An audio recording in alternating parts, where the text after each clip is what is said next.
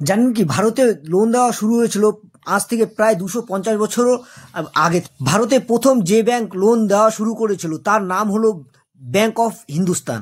1770 সালে কলকাতায় প্রতিষ্ঠিত হয়েছিল এই ব্যাংক। প্রথমবারের মতন লোন, অ্যাডভান্স আর ওভারড্রাফট দিতে শুরু করেছিল এই ব্যাংক।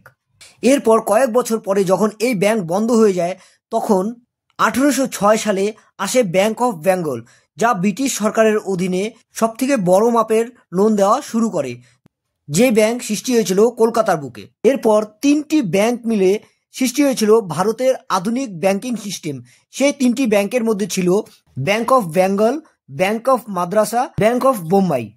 মজার ব্যাপার হলো, এই ঋণ দেওয়ার ব্যবস্থা থেকেই জন্ম নিয়েছিল ভারতের বর্তমান সব ব্যাংকের লোন সিস্টেম। আপনি কি জানেন এসবিআই ব্যাংকের কিভাবে সৃষ্টি হয়েছিল?